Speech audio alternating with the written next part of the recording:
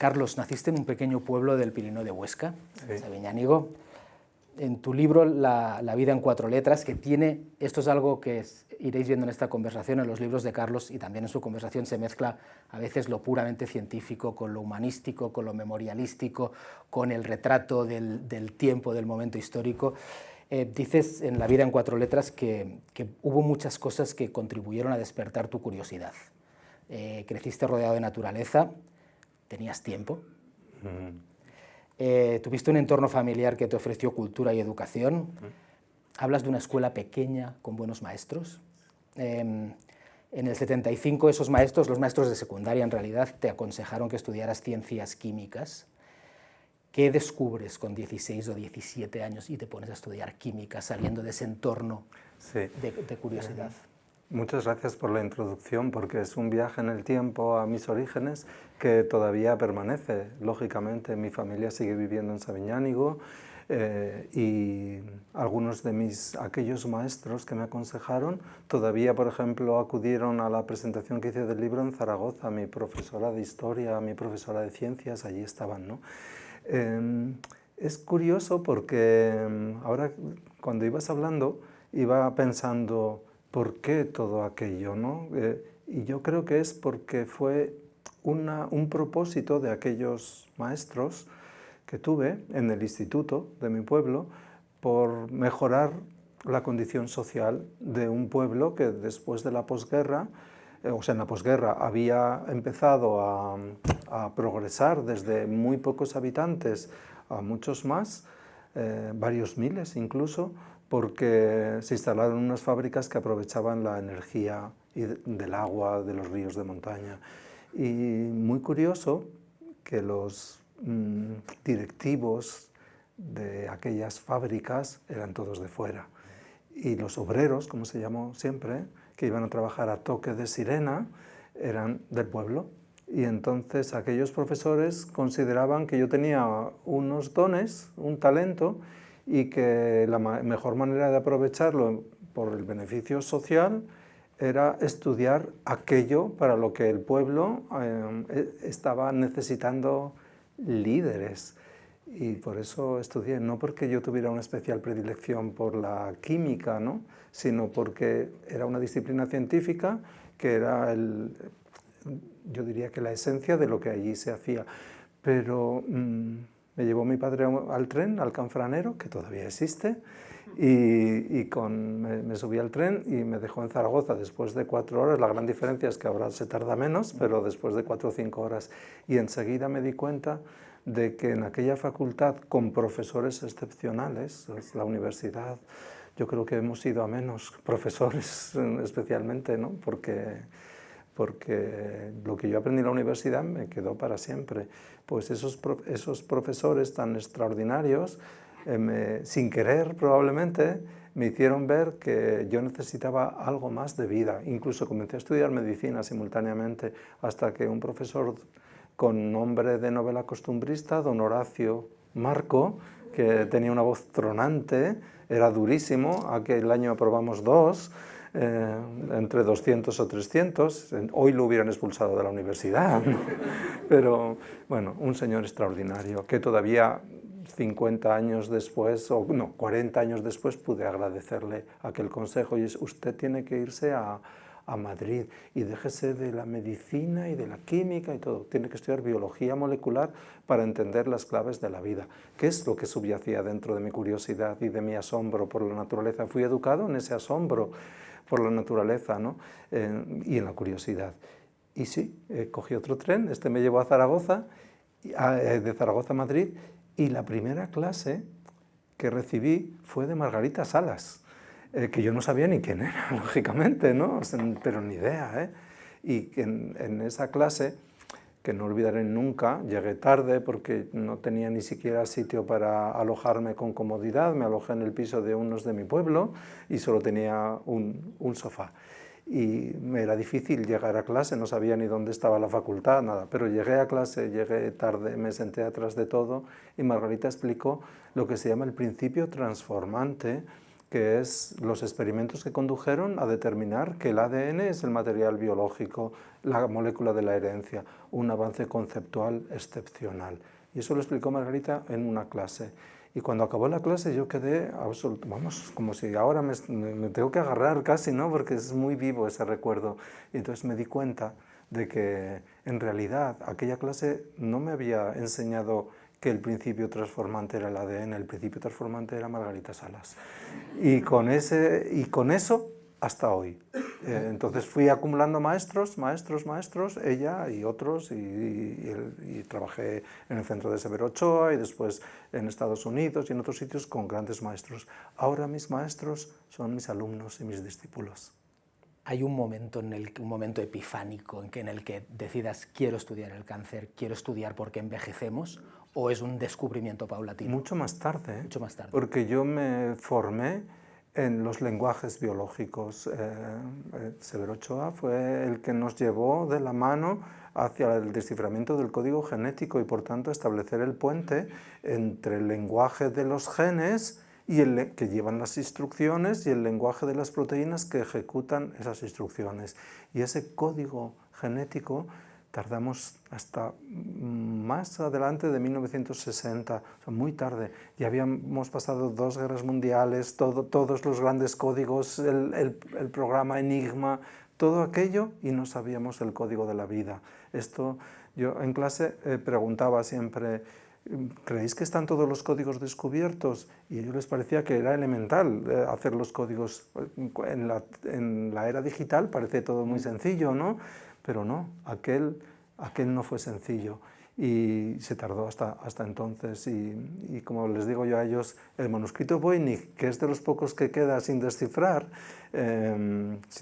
claramente, cada poco sale alguna versión, se ha descifrado, luego sale otro profesor que dice que no, pues fue verdad. Lo que pasa es que no era el único código, después había otros códigos, los epigenéticos, otros lenguajes genéticos, epigenéticos, metagenéticos, y durante 15 años yo me dediqué a la formación en los lenguajes biológicos, en la aproximación reduccionista que iba desde los organismos a las moléculas. Estudié el ADN, estudié las proteínas, mi tesis fue el desciframiento de la estructura y función de una proteína, después empecé a descifrar genes, pero finalmente, cuando tuve por primera vez la oportunidad de construir mi propio laboratorio, escogí el cáncer y era de las pocas cosas en las que no había trabajado nunca ni había tenido nunca ninguna inmersión directa. ¿Por qué? Me preguntas y me pregunto, ¿eh? Pues probablemente porque ya me había dado cuenta, entonces justo me acababa de incorporar a la Universidad de Oviedo, era libre, eso es un momento maravilloso, esa es la epifanía, sentirme libre para explorar mis ideas con todos los medios que pudiera conseguir. Estudiantes, al principio ninguno, después uno, José Mari, y 2, 3 y así, ¿no? ¿Y por qué cáncer? Pues porque enseguida me di cuenta que era la enfermedad que más vulnerables nos hacía sentir y que por alguna razón que entonces desconocía completamente, estaba empezando a crecer. En todos los sitios había cáncer, estaba presente en todas las familias y había enfermedades mucho más graves, yo ya las había conocido, pero sin embargo, esta era la que seguía siendo más vulnerable, la que nos hacía sentirnos más vulnerables. ¿Por qué el envejecimiento? Esto vino después, ¿eh? En la era pregenómica descubrimos muchos de estos genes humanos a los que pusimos nombre y tratamos de definir sus funciones. La hipótesis de trabajo durante 15 años o así era por qué los tumores, las células se vuelven egoístas, inmortales y viajeras, que generan metástasis. Y eso hace 25 años era prácticamente desconocido, hoy sigue siendo muy desconocido, es la principal causa de la muerte en pacientes con cáncer, las metástasis. Pero encontramos una estrategia, definimos una estrategia que fue muy productiva y comenzamos a descubrir nuevos genes. Los genes normalmente están en silencio, solo hablan cuando se les pregunta. Y eso está también codificado con una serie de modificaciones químicas. Son lenguajes químicos, por mucha poesía que haya en ellos, son lenguajes químicos. Y estos genes hablaban en los procesos de metástasis y por tanto nosotros podíamos detectarlos cuando en las células normales estaban prácticamente en silencio siempre o casi siempre.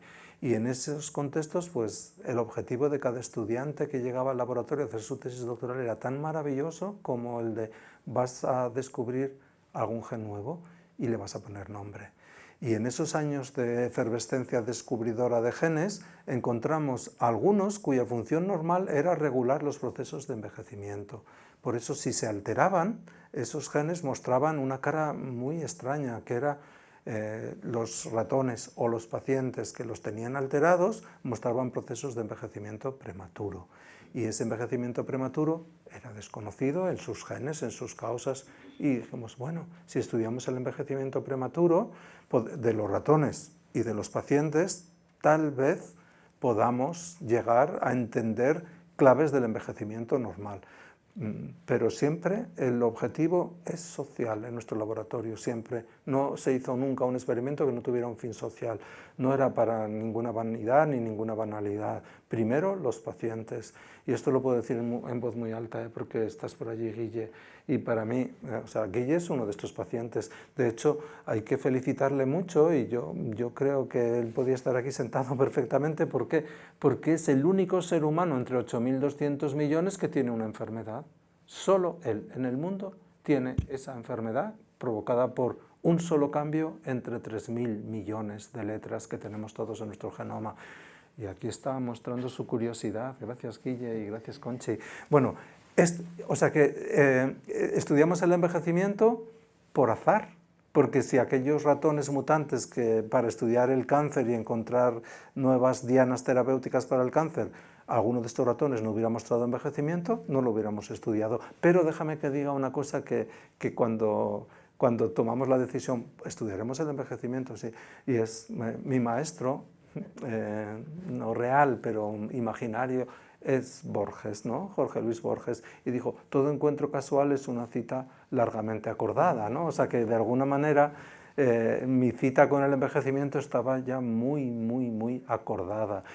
Y lo mismo que el cáncer tiene ese atributo de la inmortalidad, el envejecimiento ha venido asociado a la búsqueda de la inmortalidad. La literatura lo desmiente y lo desaconseja, y entonces siempre lo digo yo estudio el envejecimiento y la inmortalidad del cáncer para evitar la inmortalidad de los humanos, para evitar la inmortalidad de las células tumorales. O sea, el envejecimiento hay que estudiarlo. La longevidad es plástica, la inmortalidad es innecesaria y arrogante. Hay un momento cuando tienes 30 años, si no recuerdo mal, en que la Fundación Mar te da una beca. Sí. Y algo que me interesa, no sé la respuesta, es una pregunta genuina. La Fundación Mar lo guardan todo, son temibles. Y pides una beca cuyo objeto de investigación es la aplicación de la transferencia electroforética a la microsecuenciación de proteínas. Explicas que quieres ir a un sitio en Nueva York donde hay una máquina que en España nadie sabe utilizar. No. Que en la Universidad de Oviedo donde trabajas hay esa máquina y quieres aprender a utilizarla. Pero luego, y aquí está la pregunta, la memoria que presentas a la Fundación Marc se titula Microsecuenciación de proteínas, aplicación al estudio de proteínas implicadas en la demencia senil y enfermedades relacionadas. ¿Eso es un cambio de rumbo o es que yo no estoy entendiendo la vinculación? Fíjate, esto no lo había vuelto a recordar en voz alta nunca, pero lo tengo muy vivo en la mente, ¿no? Dices, en la Universidad de Oviedo, ¿cómo es que había ese equipo en la Universidad de Oviedo en otros sitios? Porque cuando llegué a Oviedo con la ayuda de Severo Ochoa, Eladio Viñuela y Margarita Salas, hicimos una petición al Ministerio de Ciencia, o como se llamara entonces, con una persona clave, Roberto Fernández de Calella, ya murió, y para pedir este equipo.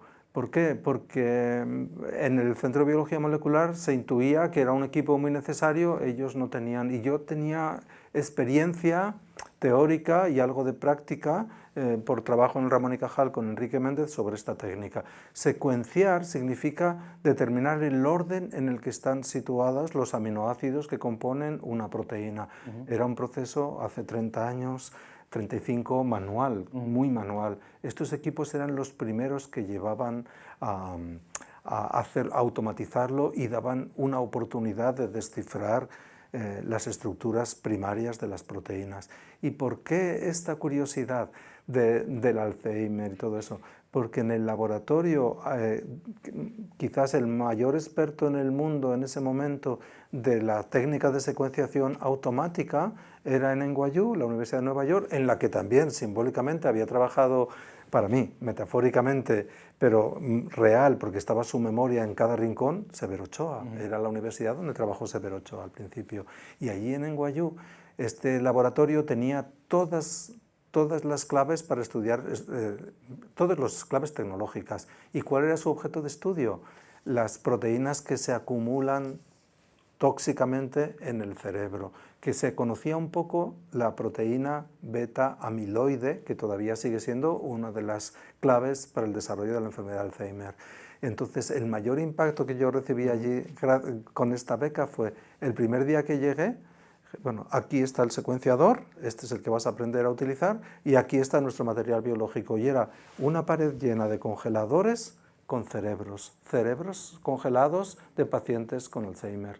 Y entonces, cada vez que había que estudiar uno, se iba al congelador, se abría, cogías en las manos aquel cerebro de alguien que había muerto de enfermedad de Alzheimer o de enfermedades parecidas, amiloidosis, y se extraía el material acumulado y eso se analizaba en este equipo de secuenciación automática.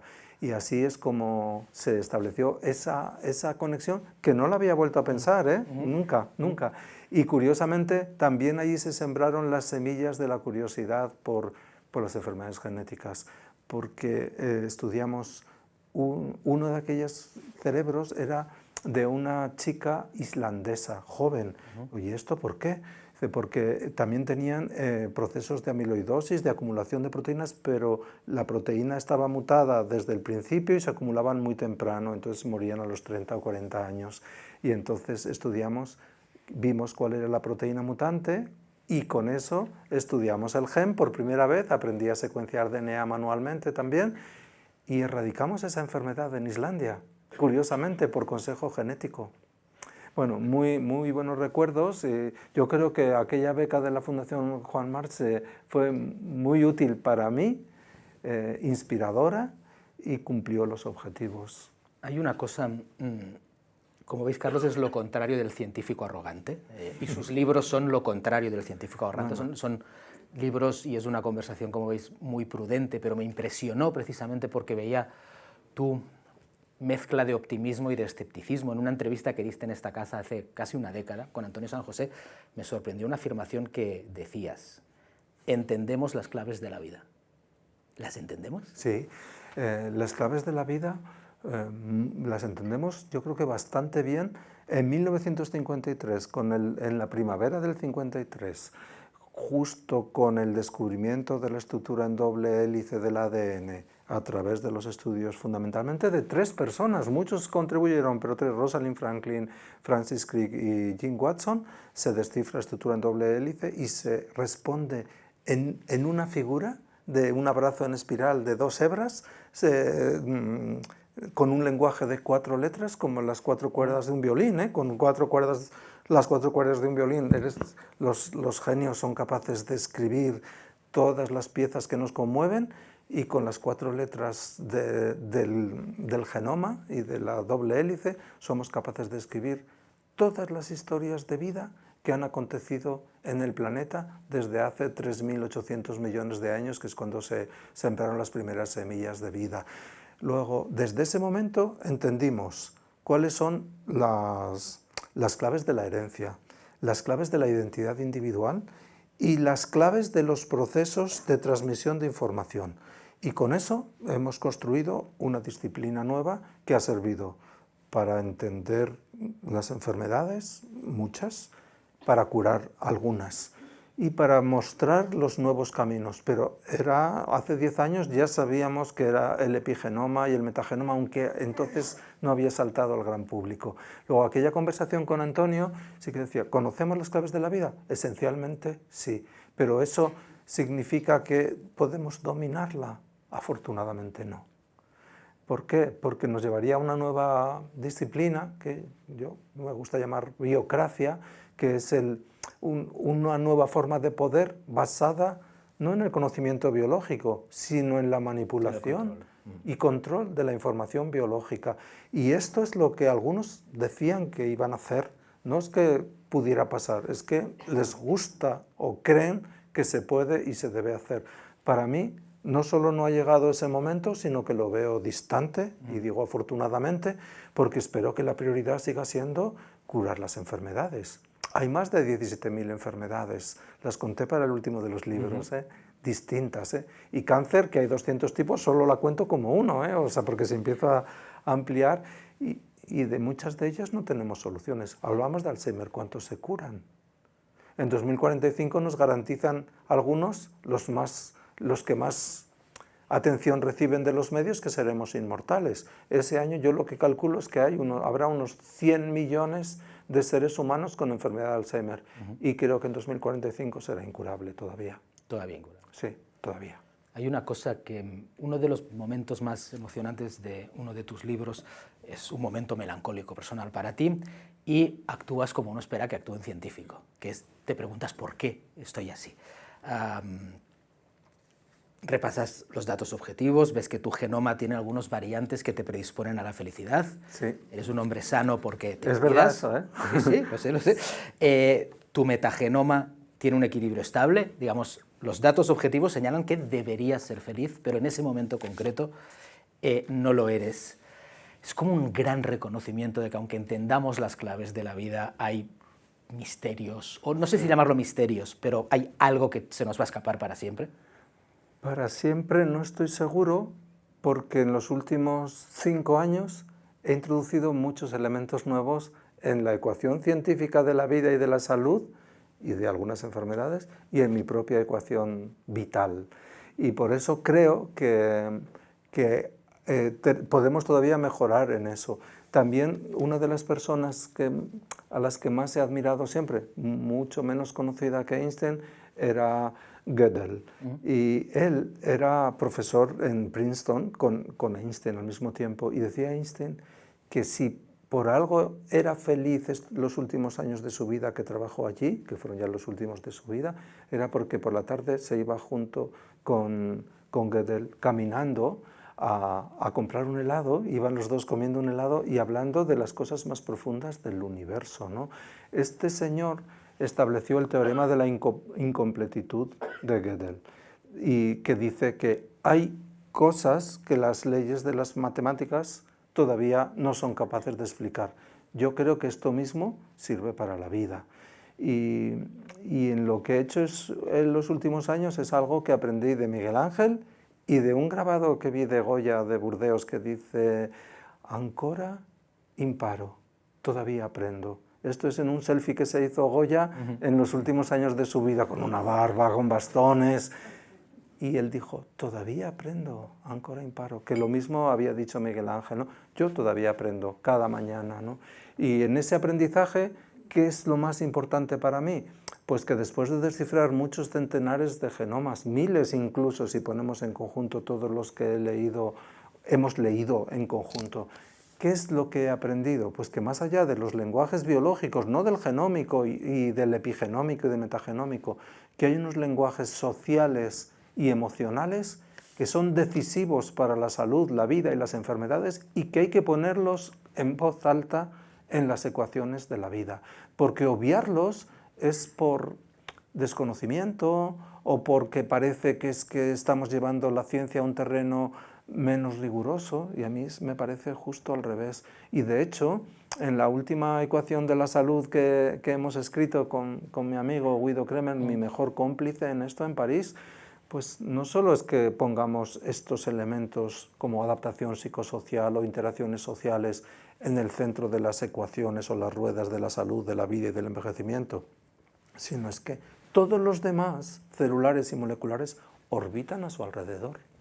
Eso se refleja en tus libros, donde estamos hablando mucho de ciencia, pero te apoyas constantemente en la tradición humanística. En tus libros se puede cruzar los genes con una sinfonía o un paisaje que quizá un científico miraría de otra manera, para ti se cruzan con un pintor. Hablas de literatura con frecuencia, hablas de conceptos filosóficos orientales en algunos casos. ¿Eso es porque crees que al final es lo mismo? Sí, sí. Hace falta ir despacio y leer mucho, estudiar mucho, pensar mucho. Acabo de volver de un mes en Bután, así que fijaros, eso sí es una introspección profunda y verdadera. La literatura me acompaña, la pintura el arte moderno es mi mejor fuente de inspiración científica, ¿no? ¿Por qué todo esto? Porque yo, pues desde muy joven, fui educado en la única cultura, que era global, ¿no? No habíamos llegado el tiempo de las dos culturas, que después de la que habló Snow, después las dos culturas que parecían inmiscibles. Yo creo que vamos a volver a un mundo en el que, con ayuda precisamente de los nuevos sistemas digitales, tendremos más oportunidades de integrar información. La palabra integración y la palabra regulación son esenciales en el diccionario de la vida y de la salud y también en mi propio diccionario. Por ejemplo, es que tengo tantos ejemplos. Alguno de mis libros empieza diciendo escucho a Arvo Pärt, que no es un compositor muy conocido, pero es excepcional, todo el mundo lo sabe eso, ¿no? Y escucho Spiegel in Spiegel, esta música de los espejos infinitos, ¿no?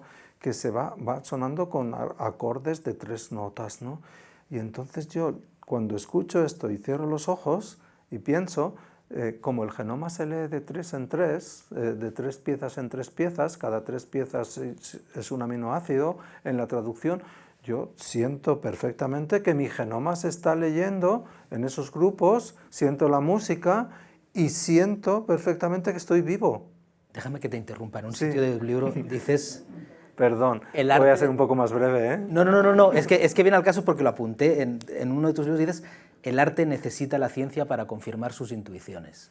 ¿Tú crees que los artistas tienen una cierta capacidad de intuir cosas que luego la ciencia certifica, por así decirlo? Sí. Iros al Museo del Prado y ver el Jardín de las Delicias, con una mirada científica. Está lleno de significado. Para mí es una obra magistral.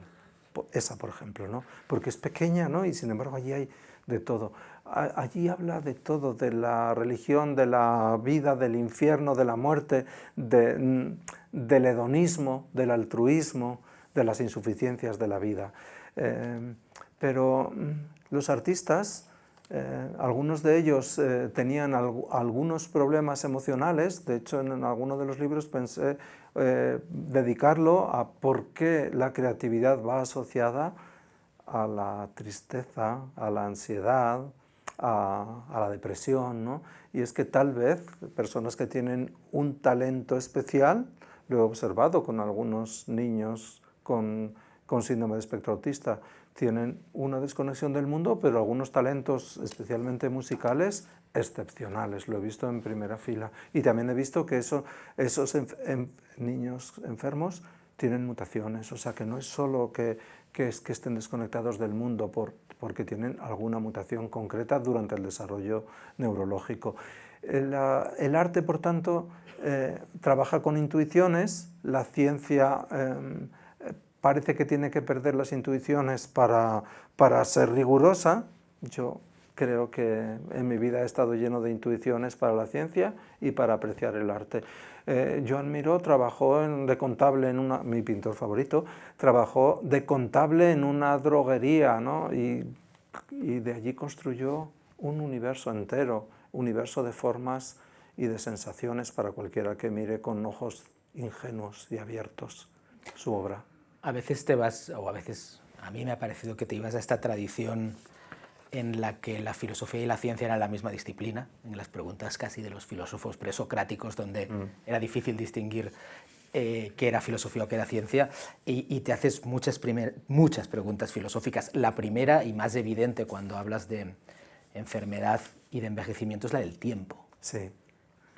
Hablas de muchas especulaciones literarias sobre la verdadera naturaleza del tiempo, las posibilidades de la ciencia ficción o incluso borgianas de duplicar el tiempo, de la bifurcación del tiempo, pero al final acabas diciendo el tiempo existe y envejecemos porque existe, porque es real. Sí. Bueno, si le preguntas a la filosofía o a la física, te dirá que no. que es todo relativo, es una construcción, no todos los filósofos, hay corrientes, ¿no? Pero justo hace unos días estuve en un debate filosófico maravilloso con Iván de los Ríos, profesor de filosofía en Madrid, y moderado por Andrea Kellmeyer. Y en ese debate pues me volví a dar cuenta de que el lenguaje es el mismo, pero quizás lo que hace falta es que la filosofía actual, esos pensadores que necesitamos imprescindiblemente ahora, hagan un curso que doy de filosofía molecular, ¿no? Porque hoy no se puede hablar de las claves de la vida o de su esencia sin saber qué es la reprogramación celular, por ejemplo, ¿no? O la edición génica, porque son aspectos científicos que cambian la perspectiva que hemos tenido siempre de los conceptos de la vida. O sea que, y lo mismo para la teología, ¿eh? Yo también digo que haría falta un buen máster en teología molecular, ¿no? Porque la teología explica esa dimensión de espiritualidad tan importante para la mitad de la población humana. Más de 4.000 millones de seres humanos necesitan ese soporte para sobrevivir o para vivir con más esperanza o con más trascendencia en la vida cotidiana. Yo creo que se enriquecería más ese pensamiento si se le diera un contenido un poco más formal para no descansar solo en la superstición o en la fantasía. En ese sentido, en tus libros y en tu trabajo también están recorridos de una idea, creo que no es una idea exactamente política, pero quizás sí, corrígeme, en que la ciencia puede contribuir a crear sociedades más justas. La ciencia no puede prometer la felicidad, pero sí puede dar conocimiento, y el conocimiento puede llevar al bienestar, y eso es una forma Déjame que diga que estoy sintiendo que mis libros los has escrito tú, No, ¿no? no. No, de verdad, porque es que es lo que trasciende, ¿no? Es que es mi última esperanza, ¿no? Yo he sufrido grandes decepciones en mi vida y, sin embargo, sigo pensando que la última esperanza es la educación y la cultura, ¿no? Y no esa cultura elitista, ¿no? Sino la cultura de la vida cotidiana, la cultura que surge de la curiosidad. He descifrado muchos genomas, he encontrado genes que causan envejecimiento o que nos protegen frente al mismo. La primera bacteria en prolongevidad fue descubierta en nuestro laboratorio. Cosas que han servido para extender la vida. Mi mejor artículo científico, y he escrito 500, se llama Sami Baso, un paciente, tiene nombre propio. ¿Por qué? Porque tenía 12 años de vida máxima según la medicina y vivió hasta los 28.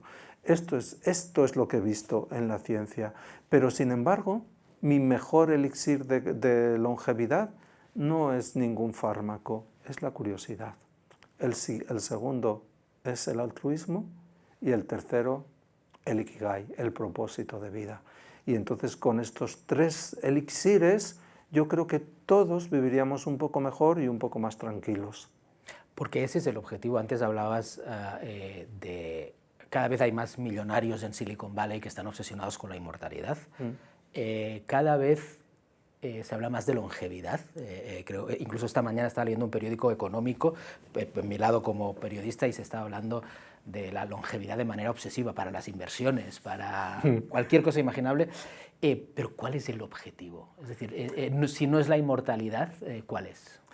Bueno, yo creo que quien todo lo tiene y desde una edad temprana, por su talento, porque han sido capaces de generar unos rendimientos económicos asombrosos, lo único que no han podido comprar todavía es el tiempo. Y la manera que tienen de comprar tiempo es invertir en aquellos que les dicen, al principio les decían que iban a ser inmortales, y algunos lo compraron, totalmente. Podríamos repasar los 5 personas, hombres todos, más ricos del mundo a día de hoy, y los 5 tienen excepcionales inversiones descomunales en proyectos de extensión de la vida, en todas las dimensiones que quieras. Yo creo que están equivocados, de verdad. ¿Por qué?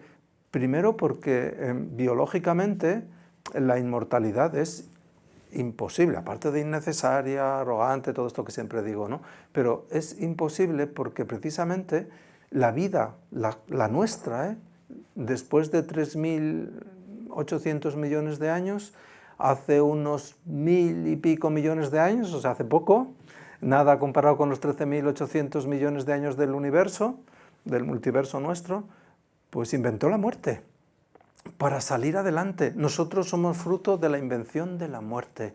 Y esto a mí, cuando lo supe y me di cuenta y empezamos a entender que hay muchas formas de morir por dentro, 17 al menos distintas. La más famosa, apoptosis, yo lo llamo la apoteosis de la apoptosis, ¿no? Porque cada segundo se nos mueren 1 millón de células por apoptosis, ¿no? ¿Para qué? Para permitir que sigamos viviendo, que no acumulemos células con errores que se vuelvan inmortales y egoístas. Y esta sensación a mí lo que me hace ver es que gracias a la muerte estamos vivos y podemos, muerte celular.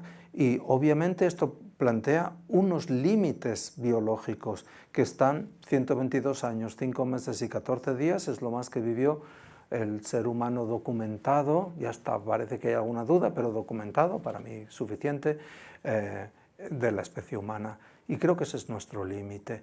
Y no me imagino, cuando no somos capaces de curar muchos tumores todavía, el progreso ha sido maravilloso, del 30 al 60% de supervivencia, pero yo estoy en el estudio del 40% que no se curan, ¿no? No podemos ser complacientes con lo insuficiente y entonces pasarnos a la banalidad, al lado de la banalidad. Como estos lo tienen todo, vamos a invertir $1 billón en a ver cómo vivimos un poco más. Queda muy mal decir que quieres ser inmortal, pero en realidad lo que buscan es vivir más. Y esto simplemente ver sus fenotipos, sus aspectos, sus fotos y sus manipulaciones biológicas, pues lo ven. Pero antes tendría que cambiar nuestra biología. Y ojalá el cambio en nuestra biología sea para curar las enfermedades. Tuvimos que asumir muchos riesgos. El primero es la imperfección. Si fuéramos perfectos en la evolución, seguiríamos siendo lo que fuimos durante 2.000 millones de años, bacterias. No había enfermedades entonces, ninguna enfermedad, y eran inmortales. Las bacterias tienen sueños. Yo esto lo pregunto en los exámenes, ¿no? ¿Qué sueña una bacteria? Pues crear otra igual. Y gracias a esa creación de otra igual estamos aquí, porque con 2.000 millones de años de replicación continua, clónica e inmortal, aprendimos a que si eso no se modificaba de alguna manera y se cometían errores y se ensayaban otras formas de vida, aquello no tenía futuro, porque se estaba intoxicando el planeta con un gas que hoy es tan beneficioso como el oxígeno, ¿no? Gracias a eso estamos aquí. Gracias a eso no somos bacterias, sino que somos seres mucho más complejos, no más profundos en nada, porque en otras estrategias un ave pues, sabe volar y nosotros no. Una cebolla tiene 8 veces más genoma que nosotros, o un tulipán, ¿no? 8 veces más genoma que nosotros. Y sin embargo, nosotros hemos sido capaces de progresar hasta preguntarnos todas estas cosas y a tener esta conversación. Pero no creo que el objetivo sea forzar esta biología y obviar u olvidar que somos imperfectos. Para mí, una de las claves del bienestar emocional, la primera de 4 o 5, es reconocer la imperfección. Esta es genial. Saberse uno imperfecto y asumir que todos somos imperfectos y que todos somos mutantes, todos venimos al mundo con 100 mutaciones mínimo de novo, que llamamos, nuevas. Algunos, pues, como la de Guille, pues fue una mutación que le cambia el plan de vida, pero muchas no sabemos qué es lo que hacen, nos hacen distintos. Entre tú y yo hay 5 millones de diferencias en nuestro genoma que nos hacen ser diferentes por fuera y tener distintos talentos y distintas ambiciones. Pero seguimos teniendo ambiciones marcadas por la cultura, por la evolución cultural, que es mucho más preponderante que la evolución biológica. Entonces, ¿cuál es el propósito de una bacteria? Dividirse. El nuestro, cada uno tiene varios, pero cuanto más altruista sea el propósito, más viviremos, salvo que tengamos una enfermedad grave que se pueda corregir o que no se pueda corregir dependiendo de los avances médicos y clínicos. ¿Y los robots? ¿Qué objetivos tienen entonces? Esta es una pregunta que yo me hago muchísimo y que les hago a todos aquellos que nos anuncian que los robots pues, nos van a suceder y nos van... ¿Cuál es su objetivo? ¿Cuál es su ikigai? ¿Cuál es su propósito? Pues digo, los sueños pues serán con algoritmos, ¿no? Será tener nuevos algoritmos o más hábiles o más capaces. Más caros. Más caros. Y alguno empezará a sentir, a pensar que a lo mejor los nuevos algoritmos les podían regalar eso que tenían aquellos humanos a los que han desplazado, que eran sentimientos y emociones. Y entonces nos echarán de menos. Hay una cosa que, como veis, Carlos hace muy bien, que es ir de lo macro a lo micro, ¿no? Podemos hablar de millones de años, podemos hablar de 5 millones de diferencias genéticas, de vivir 122 años, de tener 100 mutaciones. Pero luego dice, quizá lo razonable sea aspirar a 14 días de felicidad. Es lo máximo. Y me parece asombroso quien llegó, que yo solo tengo constancia de un ser humano que llegó, que es el que propuso Abderramán III. ¿Por qué Abderramán III dijo que el máximo número de días felices que puede experimentar un ser humano son 14? Porque él fue uno de los hombres más afortunados del planeta y le correspondió una época en la que no todo era fácil, porque se pasaba unos cuantos días haciendo guerras con otros y vivía allí en el sur muy bien. ¿Por qué? Porque estaba rodeado de sabios, de científicos, pero también de literatura, de poesía, de arte, de todo. Y entonces él iba desgranando cómo había sido su vida. Y entonces apunta los días de máxima felicidad. Y le salen 14 cuando se estaba muriendo. Y dice, pues son 14 los máximos, ¿no? Y entonces yo eso lo asumí y voy por el 11. O sea que, bueno, no está mal. Que ya, y eso que estoy muy estancado en el 11 desde hace bastante tiempo, ¿eh? Y los últimos años solo pasé de 10 a 11, el día que Sami, hablé antes de él, de mi paciente, pues pasó de ser un paciente a alumno, a estudiante después, alumno, discípulo, que son aquellos que quieren saber más por sí mismos y acuden a trabajar, a experimentar en su laboratorio, y después maestro. Y cuando Sami murió hace muy poco, a la salida de un bar, pues después de haber duplicado más de duplicar su vida y dejar una carta de despedida para mí, que me dio su madre el día de su funeral, pues en ese instante recordé la lectura de su trabajo fin de grado en la universidad, que fue el número 1 de su promoción, cuando en teoría, cuando le dije, Sami, hay que ponerse a estudiar ya, ¿eh? Y me dijo que no, porque al día siguiente seguro que dice que se iba a morir, nadie es tan joven como para no morirse al día siguiente. Yo le dije, tan mayor como para poder seguir. Sí. Bueno, entonces en ese contexto creo que tenemos muchas oportunidades de ser artistas de nuestra propia vida.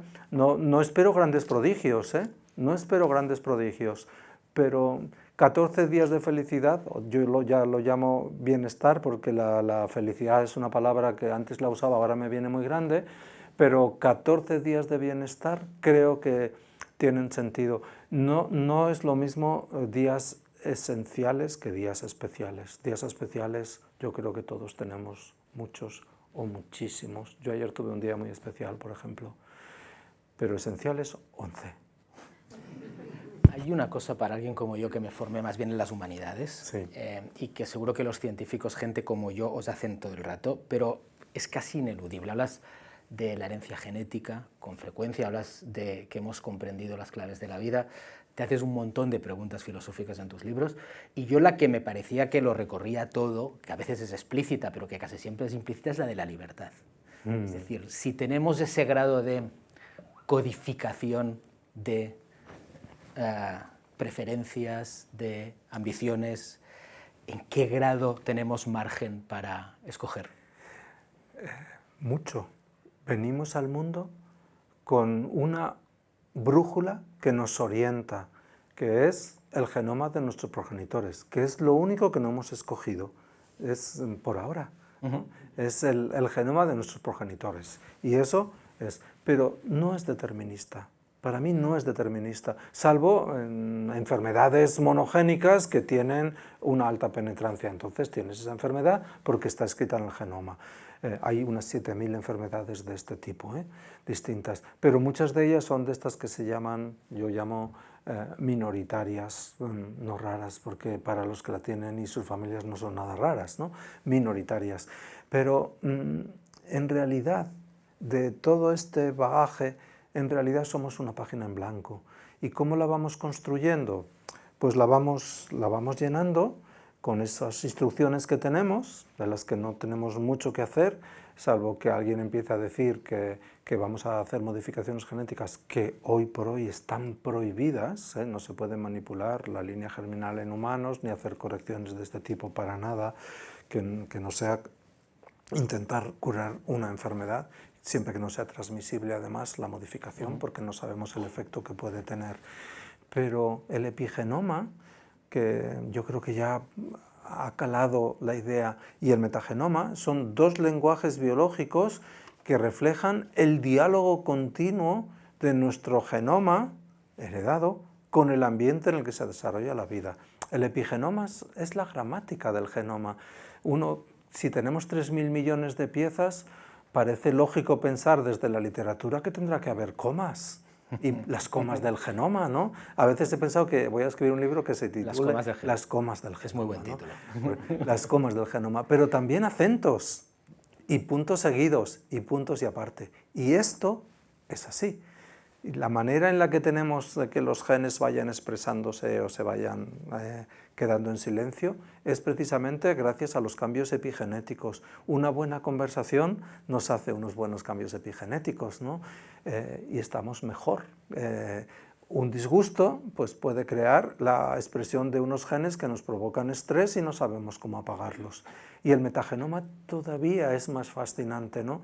Porque nos demuestra que ni siquiera somos mayoritariamente humanos, porque dentro de nosotros tenemos 30 billones con B de células humanas.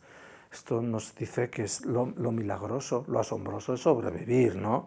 Tener 30 billones de células con B humanas y cada una 3000 millones de piezas que tienen que estar en perfecto orden y en perfecta salud, es asombroso que estemos aquí.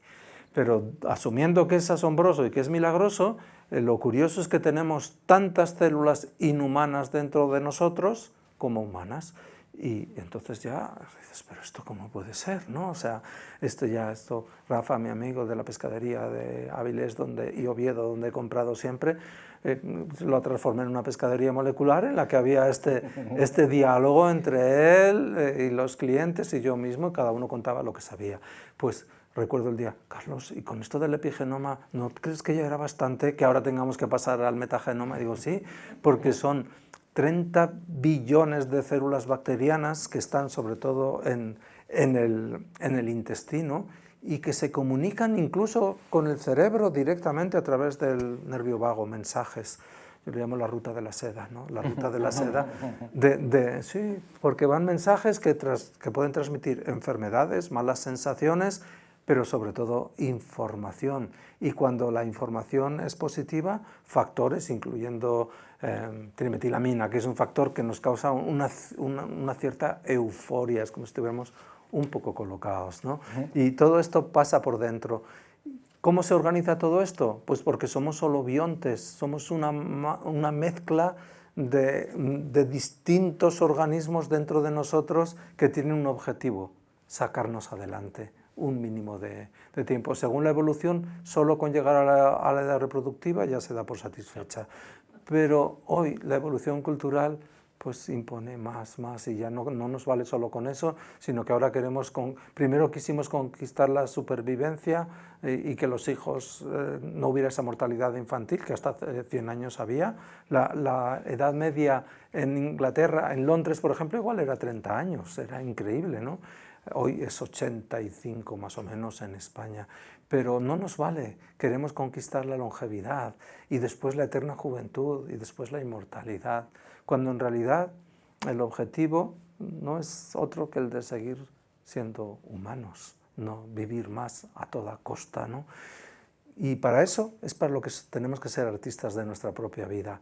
Y bueno, pues cuidar nuestro epigenoma, nuestro metagenoma, no solo con fármacos y suplementos, sino sobre todo con emociones y con sensaciones y con conversaciones. Y tú practicas una, no sé si llamarlo disciplina, pero sí, digamos, tienes una forma de vivir. Sí, radicalmente. Radicalmente. ¿Es disciplina o es otra, o lo llamarías disciplina? Me encanta la palabra. ¿Sí? Sí, me encanta la palabra, ¿no? Porque has dicho antes otra maravillosa, libertad. Tenemos la libertad de construirnos a nosotros mismos en la mayoría de las cosas, ya he dicho, quitando las excepciones de las enfermedades. Pero bueno, yo veo a Guille, que cuando nació su madre está aquí y ya se vio que tenía una enfermedad muy grave, entonces no se sabía qué, pues le auguraron, Conchi, unos pocos años de vida y hace poco celebramos en Móstoles sus 40 años. Ese fue uno de los días maravillosos para mí, ¿no? Entonces, esa es la verdad, ¿no? ¿Por qué? Por su madre, en gran medida, ¿eh? Y por él, claro, porque tiene un propósito ahora, ¿no? Muy claro, muy claro. Entonces, libertad, pero al mismo tiempo tenemos esa oportunidad de hacer las cosas con disciplina, ¿no? ¿Qué es la disciplina para mí? Pues leer, estudiar, ayudar, acompañar, escuchar, respetar, todo algunos de mis verbos favoritos, observar, prestar atención. Prestar atención es el mejor regalo que podemos hacerle a alguien, ¿eh? Prestar atención. Y claro, si estamos inclinados mirando el móvil, ni vemos al otro, ni vemos el mundo, ¿eh? Esto mi hijo me enseñó muchísimo, no porque sea psiquiatra, sino porque es guía de expediciones naturalistas por el mundo. Y entonces me enseñó la importancia de observar y prestar atención con todos los sentidos puestos. Pues yo que no, salvo cuando él me lleva a algún viaje de estos a tierras muy remotas, el resto de mi observación es en el entorno social en el que vivo. Esta es la disciplina. Te jubilaste, si no recuerdo mal, hace 1 año y medio aproximadamente de la universidad. Sí, pero esto, gracias por preguntarlo, esto como cuando dicen, gracias por hacerme esta pregunta. No, es que en realidad, claro, este año he publicado, en lo que va de año, hemos publicado con distintos, no solo con Guido, con otros, algunos artículos fundamentales en mi vida, incluyendo el que para mí ahora es el más importante porque es una compilación de todas estas claves de salud y envejecimiento que acaba de ser publicado en la revista Cell, que es quizás la más dura, la más abstracta, donde se publica aquello que va al fondo. Y allí, para mi infinita sorpresa, admitieron los evaluadores y los editores que hay motivos para asumir ya que el aislamiento social es una clave de envejecimiento y de deterioro de salud. Entonces, no me he jubilado realmente. En estos últimos años que he estado en París he escrito 5 libros, 50 artículos científicos, algunos en Nature, Science y Cell, y he seguido ayudando y leyendo genomas que yo ahora llamo de N igual a 1. ¿Por qué? Porque ahora el sistema público de salud tiene oportunidad ya de usar algoritmos, algunos de los primeros los diseñamos nosotros cuando desciframos los primeros genomas del cáncer, algunos de leucemia sobre todo, los primeros en el mundo también, de leucemia linfática crónica. Y con ese conocimiento, ¿para qué sirvió? Bueno, pues para sentir también que uno ya había hecho suficiente, creo, en ciertos ámbitos. Y como una de las claves de la salud es alejarse de la toxicidad humana, entendí que había un entorno que era tóxico para mí y no tuve ningún inconveniente en decir, no sigo aquí. Pese a que había estado allí 38 años dando clase y creando un grupo y sobre todo creando una red humana maravillosa que persiste. De eso no te puedes jubilar. Pero de la toxicidad humana hay que jubilarse, ¿eh? Aunque pierdas el trabajo, aunque lo cambies, hay que jubilarse. Es que es lo peor que conozco, fijaros. lo peor, ¿eh? Y además lo he corroborado, ¿eh? Como científico. Antes decías, lo corroboras como científico. Me miro a mí mismo, ¿no? Y me siento muchísimo mejor sin toxicidad humana alrededor. Soy vulnerable, es otra de las claves, ¿eh? La imperfección nos lleva a la vulnerabilidad y a la asunción de la fragilidad humana. Pero, muy importante este pero, sigo siendo libre como para alejarme de todo aquello. No, soy muy austero, no necesito grandes cosas y no espero grandes prodigios, ya lo dije antes, ¿no? Si te preguntaba por la jubilación era porque a lo largo de la conversación Sí. ha quedado claro la importancia que le has dado a los maestros en tu vida, Sí. ¿no? Sí. La transmisión, que diría que va más allá de la transmisión de conocimiento y que también es una transmisión de un cierto ejemplo humano. Sí. Quería preguntarte cómo has ejercido tú ese papel para un montón de estudiantes o qué importancia ha tenido en tu biografía ser docente, maestro. Mira, de lo que más orgulloso estoy de todo de mi vida es haber sido profesor y ser profesor, porque lo sigo siendo, sigo dando clases. Cualquier conversación para mí con personas que acuden para aprender algo o escuchar algo, es una clase, a veces en voz alta, a veces a una sola persona, pero son clases, ¿no? Es el círculo del conocimiento. El círculo del conocimiento comienza con un alumno y un profesor o un mentor, que para mí son dos cosas. Mentor, si mal no recuerdo, aparece ya en Homero cuando llama mentor. Mentor es un amigo de Ulises, y Ulises cuando se va por ahí de viaje, ¿no? A ser tentado por las sirenas, pues le encarga a su amigo mentor que se ocupe de su hijo Telémaco. Y eso vino hasta nosotros, es una palabra que me encanta, mentor, ¿no? Porque tiene la misma raíz que mente, ¿no? Pues es ayudar con el pensamiento o ayudar a introducir nuevos pensamientos en otra persona. Ese círculo yo pensé que se cerraba cuando se llegaba a, pues, bueno, que no era tan circular, sino que era muy vertical, ¿no? O sea, es el primero jerárquico, estudiante, discípulo, que es ese grado adicional, y después colaborador en el ámbito académico, y finalmente, pues tú eres el maestro que está. Pero empecé a ver, no hace mucho, que el maestro volvía al origen y aprendía del primer eslabón, de los estudiantes, de los discípulos, de los maestros que ya no están. Y entonces pensé, es un verdadero círculo de conocimiento, ¿no? Y siempre digo, y entonces entendí que las clases regladas de la universidad o de las que dé no acaban cuando acaba el programa, sino cuando no sé si soy yo el que enseña o el que aprende. Y ese punto, esa es la singularidad. La singularidad es un término tomado de la física cuántica, de análisis del universo y del Big Bang, que ese fue un punto de gran singularidad. Ahora nos dicen que la singularidad será cuando nos fusionemos con la inteligencia artificial, ¿no? Para mí la singularidad es esta, cuando no sé si enseño o aprendo. Esa sí que es una verdadera singularidad. Y si tuviera que significar a las personas más inteligentes que he conocido en mi vida, he conocido muchos premios Nobel, a personas brillantísimas, muy pocos son científicos, hay más en la gente normal, que digo yo, muy pocos son científicos y, muy importante para mí, muchos de los más brillantes han sido mis estudiantes. He tenido más de 15.000 estudiantes en la universidad y he dado más de 500 conferencias fuera de la universidad, con lo cual muchos miles de estudiantes. De los 15.000 estudiantes universitarios, ellos lo saben, de muchos recuerdo el nombre y apellidos perfectamente y sé dónde están y qué hacen. De mis discípulos, de todos, de todos. Y también he tenido pues, el lado oscuro, ¿eh? Alguna persona que quiso ser mi discípulo y en realidad fue un impostor. Eso también lo he vivido, ¿eh? Impostores y cobardes. Y también he visto el otro lado. De hecho, las peores personas que he conocido en mi vida han sido profesores universitarios. Pocos, ¿eh?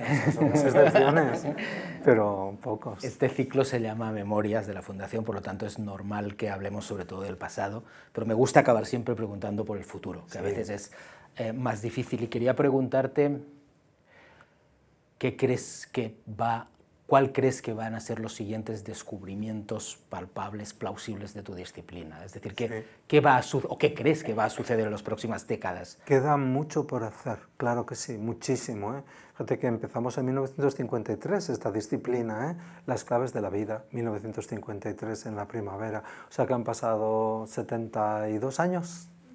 Poco, Sí. Es muy poco, para una disciplina. ¿Qué es lo que espero? Pues avanzar en el conocimiento de las enfermedades y empezar a curar. Mi mantra es conocer para curar, y ahora ya lo estoy extendiendo, digo, conocer para curar, que ya me parece poco, y sanar, porque curar es cuidar, y cuidar vale acompañar. Muchas veces no queda más remedio que acompañar porque no puedes hacer mucho más. Cuidar para sanar. ¿Qué es lo que necesitamos para eso? La palabra integración. Hay que integrar el conocimiento de distintas disciplinas. No soy un ludita y que niegue el progreso tecnológico. Como digo, ahora se habla mucho de inteligencia artificial. Nosotros en 2008 empezamos a hacer los algoritmos que permitieron descifrar que un genoma tiene una mutación entre 3.000 millones. Así es como leímos el genoma de Guille. Una mutación entre 3.000 millones, necesitamos crear un algoritmo que entonces no había, que llamamos Sidrón, porque con resonancia asturiana clarísima. José Ignacio, que está aquí, sabe muy bien esta historia. Gracias por venir, muy emocionante verte. ¿Y qué más espero? Pues integración de conceptos, esperaría más humildad para reconocer nuestras limitaciones y nuestras imperfecciones, y sobre todo avanzar hacia la equidad, porque la salud, en el libro de la levedad de las libélulas, digo que la salud no puede ser la ausencia de la enfermedad. Es que esto, ¿cómo vamos a hablar en negativo del don más importante que tenemos? La vida y la salud, que para mí es un continuo, pues es lo mejor que tenemos, y como es provisional, pues hay que cuidarla. Y entonces la salud tiene que ser definida siempre con palabras bonitas. En castellano hay un estudio que dice las palabras alegres ganan a las tristes. En portugués pasa igual, pero en la mayoría de las lenguas no. Entonces, ya que tenemos nosotros que hay más palabras alegres que ganan a las tristes, pues vamos a definir la salud y todo lo que implica en términos positivos y amables, ¿no? Y así, pues para mí la salud es el silencio, la sabiduría, la armonía, el equilibrio, pero también la equidad social. No es buenismo, es que de nada vale que un multimillonario pues cree un argumento personal, una burbuja de protección en la que tal vez pueda extender un poco más la longevidad por dentro o por fuera. Y si le sale mal, pues ya tienen preparado lo de ir a Marte, ¿no? En una nave o a otro sitio. No es la solución. Esa no puede ser nunca la solución para una especie, porque es nuestra especie la que está en juego, ¿no? Y todas las especies hasta ahora han tenido fecha de caducidad. Yo siempre digo que los dinosaurios dominaron el planeta y de repente hace 70 millones de años, que se hace un parpadeo, desaparecieron porque no tenían el talento ni el genoma suficiente para entender qué es lo que estaba pasando, entender las claves de su fragilidad.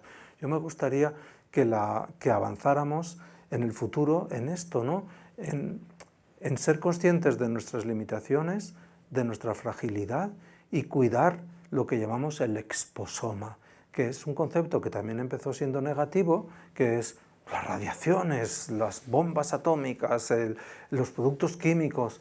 Pero yo, cuando me pongo a analizar mi exposoma, y lo he escrito en algún sitio cuál es mi exposoma, empiezo por ¿no? El exposoma, que es lo que se define como todo aquello que nos daña, factores externos que dañan o que ponen en riesgo nuestra salud y nuestra vida. Pero el exposoma no es un abrazo, o una caricia, o un beso. Es perfectamente exposoma, o la atención que recibimos, o en el otro lado la soledad. Es una emoción, pero la pondría en el exposoma desagradable. Pero la otra, hay que llamarlo de otra manera, exposoma amable, el afectoma. Todos estos omas, eso está bien. Estos omas son aquellos que nos podrían llevar a ser mejores. Hay dos cosas ya. Una, Stefan Zweig, uno de mis esenciales, y también sé que para ti pues, dijo que lo importante y lo verdaderamente esencial no es en qué progresamos, sino lo que hacemos con lo que hemos progresado. Esto a mí, un señor tan sabio como él, ¿no? Y él vio como nadie que podemos meter la pata con lo que progresamos. Claro, eso es lo que hay que hacer. Claro que podemos meter la pata con todo. ¿Por qué? Porque no conocemos los límites si no los ponemos nosotros, ¿no?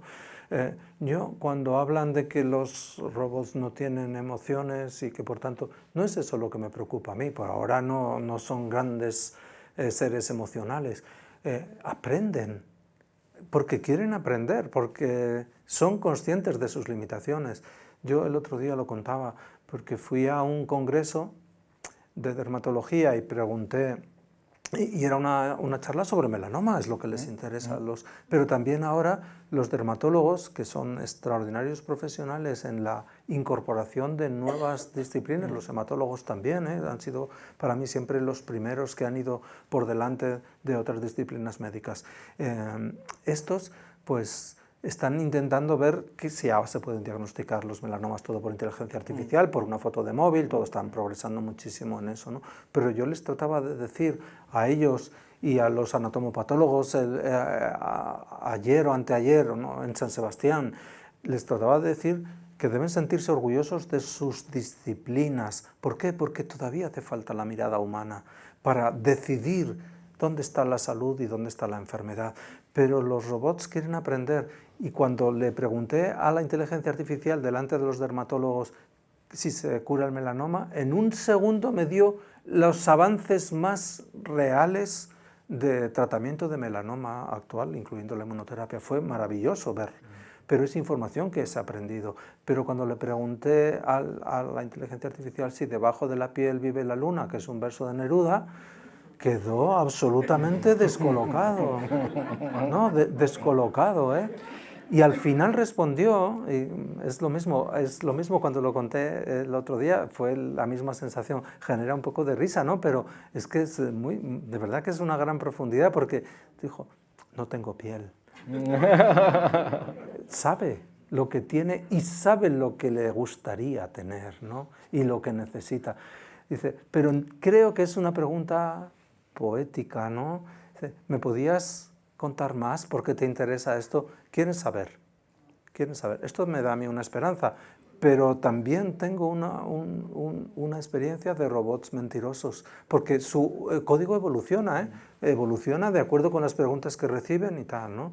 Y hay un experimento que se hizo en Suiza, en uno de los centros de tecnología más importantes, y los robots fueron cambiando el código y aprendieron a mentir, y la clave era que se quedaban sin batería, sin pila, y había un sitio de carga, y entonces cambiaban el color de una luz, un sensor que llevaban, ¿no? Y entonces aquel que había evolucionado iba allí al sitio de descarga, había uno de carga y descarga, y en el de descarga encendía una luz como que se estaba cargando. Iban todos los demás y allí perecían todos los robots. Y esto no es alarmista, pero solo es decir que tendrán emociones, pero seguirán sin sentir cuál es su propósito, más allá de mejorar sus algoritmos. Ese propósito es humano, esencialmente humano. Y esa es mi esperanza. Y lo demás me gustaría no verlo. Carlos, ha sido un enorme placer hablar contigo. Muchas gracias a todos los que estáis aquí y muchas gracias, Carlos. Seguiremos en este ciclo en octubre. Déjame decirte que para mí no nos conocíamos, ha sido una conversación de una fluidez maravillosa. Y decir también que hemos pasado una hora aquí, o así que a mí me ha parecido 5 minutos, y es cierto que hemos envejecido esa hora, ¿no? ¿Y qué nos ha pasado en esta hora? Pues fijaros, si cada segundo perdemos 10 millones de células por apoptosis, más las otras formas de muerte por entosis o anoiquis, nos hemos perdido unas cuantas células, ¿eh? Y las células STEM, las células progenitoras encargadas de renovar los tejidos, pues algunas ya, especialmente yo, que ya desde los 55 entramos en colapso clonal, ya no están prestas para renovarnos rápidamente, ¿no? Pero pese a eso, con la curiosidad, con el aprendizaje, con lo que después algunos de vosotros queráis extender o pensar o leer, Yo calculo que habéis ganado un año. Un año de vida, ¿eh? De verdad. Gracias, Carlos. Vale. Gracias a todos. Gracias. Muchas gracias.